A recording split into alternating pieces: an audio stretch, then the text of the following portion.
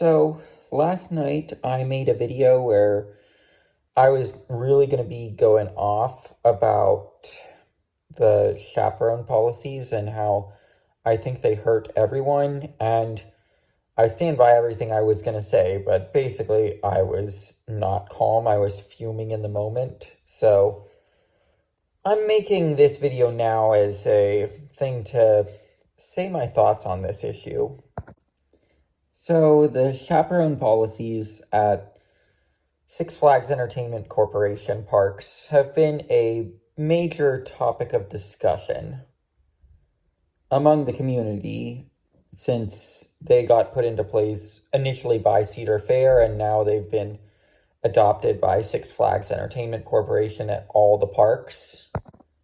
I've seen some applaud it for addressing certain issues with behavior in the parks, but I'm going to say from my observation, that has not happened because the issues that I have had with people in the parks, man whips out a pocket knife at Darien Lake and starts swinging it at weeds, trying to prove he's a tough guy. Get a man at California's Great America say that he wants to, quote, fuck me up because I don't want to let someone in his group cut me in line. And also, of course, at Knott's in 2023, when I thought it was a once-in-a-lifetime trip, the very chaperones that this policy is saying have to be there assaulted me for saying that I didn't think it was acceptable for one of the kids in his group to be cutting me in line on Ghost Rider. So I want to point out a common theme with these incidents. They were all adult men. These were not kids. These were adult men. And by the way, I am not making a blanket statement against men on this because, it was also, for example, when I was at Lake Compounce, it was an older man that was more firm than I can be to tell a group of school kids that they weren't going to line jump. And there were 4 people that weren't from the school group that were in the park that day. It was a Friday in May, and it was me, him, and a couple other season pass holders. And there were literally 4 cars in the parking lot, and then it was just buses from schools full of kids that were going around saying, oh, I have friends. And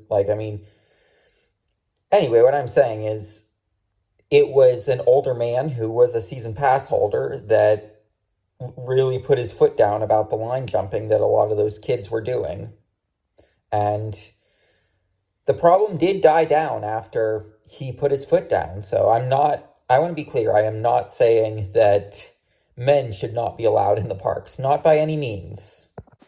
What I am going to say here, though, is that the solution to the behavioral problems in the park is not just, oh, make sure that these kids are supervised, and oh, make sure that there's one person at the front of the park who gets unilateral power to decide someone looks too young to be going into the park alone. Just give someone that power to eyeball someone and make that decision and, not allow for the fact that, hey, that person might be neurodiverse and have roller coasters as their thing. Or, hey, that person might have friends who are already in the park that they're going to be meeting and they're just not entering the park together. There are plenty of legitimate reasons for someone to be entering the park alone. And heck, I'm just going to say it. These chaperone policies, had these been around when I was the age that I would have been affected by them, Six Flags Great America, Kings Island, Kennywood, I went to an ACE event when I was 13 by myself. So these chaperone policies, we're talking about young kids that are enthusiasts are being hurt by these policies. And if I'm being honest, I think that's kind of the goal of Richard Zimmerman and these corporations because, as enthusiasts, we don't spend money. Like, we straight up make videos on how not to spend money.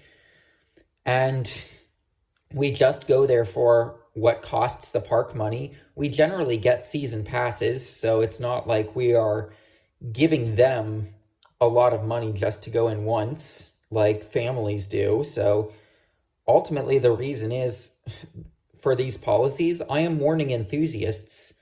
The reason for these chaperone policies is that they eventually want to push us out.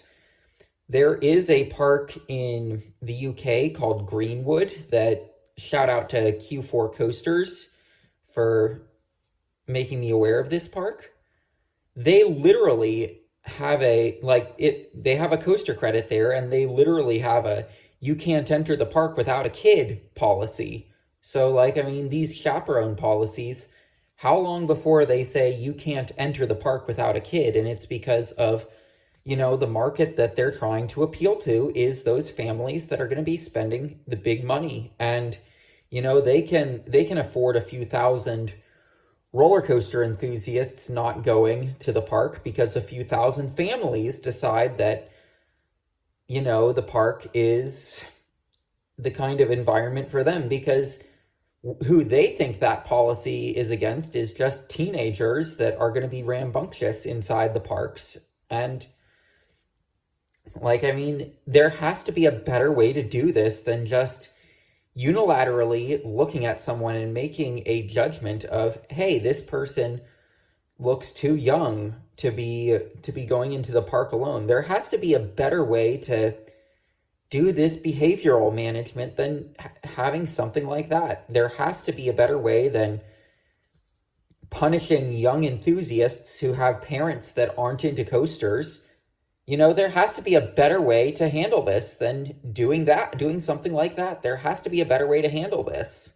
So, I'm just saying, these chaperone policies, they are not the answer to these behavioral problems that you might see in the parks. I do not know what is the answer, but what I can tell you it's not is these chaperone policies that aren't enforced inside the park. And good thing they aren't enforced inside the park. Like, if someone was constantly coming up to me, carding me inside Knott's Berry Farm, that would have been really, really goddamn annoying had that happened. But, it's not the answer to let one person outside the park have full power to decide, hey, I'm going to do this to people, and inconvenience them to potentially have to walk all the way back to their cars to get their IDs. Maybe they took a bus here, so maybe they didn't have their ID when they got on the bus.